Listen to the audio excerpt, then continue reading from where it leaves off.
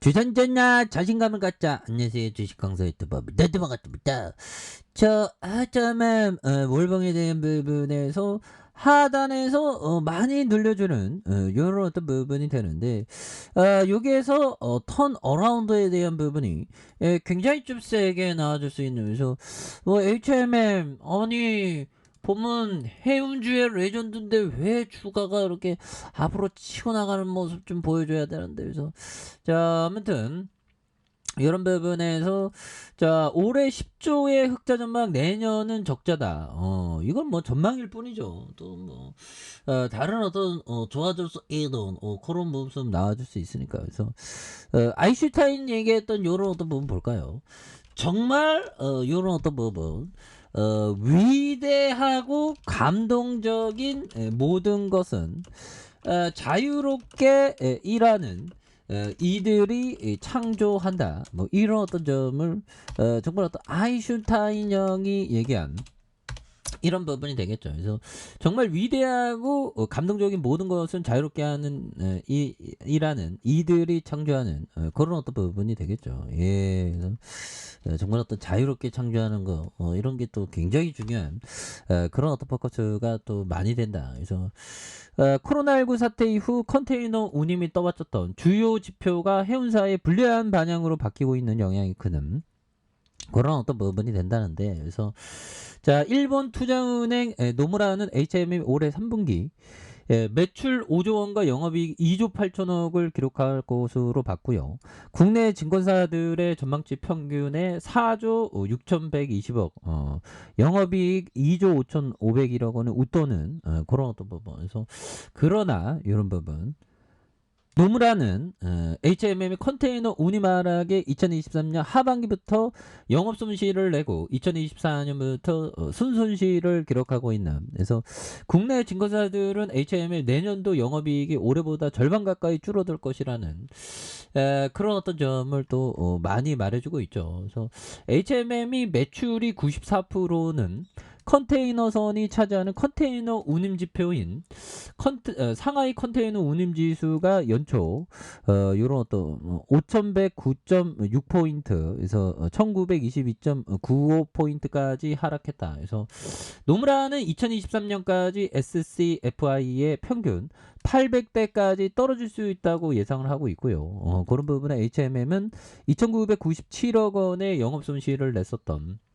그래서 컨테이너 운임이 꺾인 것은 공급망의 혼잡한 문제가 회복세를 보이면서 상황이 급변한 여러 어떤 부분이 된다고 말해주고 있고, 덴마크 해운 분석업체 시인텔리전스에 따르면 전체 컨테이너 운임 가운데 일정을 지킨 컨테이너선의 비중을 뜻하는 정시성의 지표가 올해 1월 30.4%, 8월이 46.2%까지 회복했다는. 그래서 예정보다 지연될 수 있는 이런 부분 7.95에서 5.86으로 이렇게 줄어들었다는 그런 어떤 얘기를 해주고 있죠. 그래서 선박 운항이 지연될수록 나를 수 있는 물동량이 제한돼 공급 감소 효과가 있었는데 점차 사라지고 있는 이런 어떤 부분이 되고 있습니다. 그래서 공급망이 늘었다. 그래서 알람 머피 시인 텔리전스 최고 경영자는 공급망의 혼잡 완화가 선대 공급량 증가로 이어진 운임이 급격하게 하락하는 이런 어떤 요인이 되고 있다라고 뭐 얘기하고 있는데, 보면 항상 뭐 주시장의 심리라는 게 요리 보고 저리 보고 좀 왔다 갔다 하는 그런 어떤 부분이 있습니다. 예, 그렇게 해서 주가에 있어서 코스피에 대한 부분에서 자, 코스피가 정말 어떤 3,316.08포인트에서 굉장히 좀 많이 눌렸던. 근데 다시 역전. 아니 보면 전망이 뭐 이렇게 나왔지만 또 어떻게 될지 모르지. 예, 그래서 이런 부분에서 HMM 영구채 전환과 해운과 주식시장 검토하는. 야, 정말 승환이 형 주시장에서 주주가치 제고해 주세요. 그래서 승환이 형이 KDB 사업은행과 해양진흥공사가 보유한 2조 7천억 규모의 HMM의 영구채 주식 전환 여부에 대해서 해운이나 증시의 어떤 시황 뭐 이런 부분을 검토하겠다 해서 정부가 보유한 영구채 전액 주식으로 전환할 경우 이런 부분 해진공의 HMM에 대한 부분 74.1로 불어나 미영화 작업에 걸림돌로 이런 부분이 있는데 좀 빨리빨리 진행에 대한 부분이 좀 굉장히 좀 세게 나와줘야 하는 부분이 또 되겠습니다. 예, 그렇게 해서 자 보면 정말 어떤 안드레 코스라니 형이 정말 무서운 얘기를 했죠. 자신이 생애 적어도 2번의 파산을 경험하지 않는 사람에게 투자자라는 표현이 어울리죠. 정말 어떤 주식쟁이가 이렇게 무서운 거일 줄 그렇죠. 주식쟁이 인생이 정말 어떤 한순간에 날아갈 수도 있죠.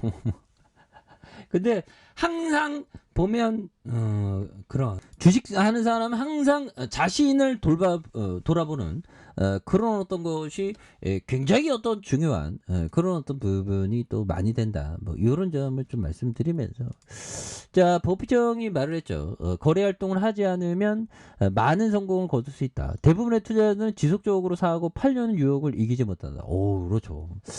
그러니까 자꾸만 사고 팔려고 하죠. 근데 사고 그 다음 수익 보고 한동안 좀 기다리고 현금 쌓아놓고 기다리는 그런 것이 굉장히 어떤 중요한 그런 어떤 부분이 돼야지 주시장 보면 막 냅다 지르려는 그런 어떤 부분 저는 뭐 자식이 없지만 만약에 자식한테 주식은 가르칠 건데 만약에 주식을 가르치는데 정말 도박같이 주식을 하면 진짜 그것보다 힘든 일이 없겠죠. 그러지 않기 위해서 버핏형은 그 슬롯머신 그러니까 카지노 그 동전 야삐처럼 야삐 하는 거 있지 않습니까? 그런 거를 비슷한 거를 다락에다가 설치해 놓고 애들한테 교육을 시켰다는 거야. 조기 교육이 중요하죠. 도박하지 말라고. 그런 부분에서 17,750원에 대한 볼린저 밴드 하단과 대바닥선에 대한 모습 그래서 다중바닥에 대한 모습에서 바닥선에서 다시 한번 또 거래량이 많이 터져주면서 주가에 있어서 슈팅 랠리가 또 강하게 일 수 있는 그런 어떤 모습이 된다. 그래서 월봉에 대한 부분과 주봉에 대한 부분 요 점에서 하단선에서 뭐 워낙에 낙폭 가대해 주니까 이런 점에서 바닥선에서 굉장히 또 센세이션으로 앞으로 치고 나가는 이런 어떤 모습을 한번 기대해 보도록 하겠습니다. 그래서 뭐 시장이 이제는 뭐 좀 괜찮아 잘 될 거야 뭐 이런 부분으로 좀 다시 한번 HM이 다시 한번 올라와 주는 모습 기대해 보도록 하겠습니다. 얘들아 파이팅 하시길 바라겠습니다. 자, 아래 카페에서 좀 확인하시고, 좋아요, 구독하기, 알람 설정까지 해줬던 모든 분들 감사합니다. 사랑합니다. 축복합니다. 고맙습니다.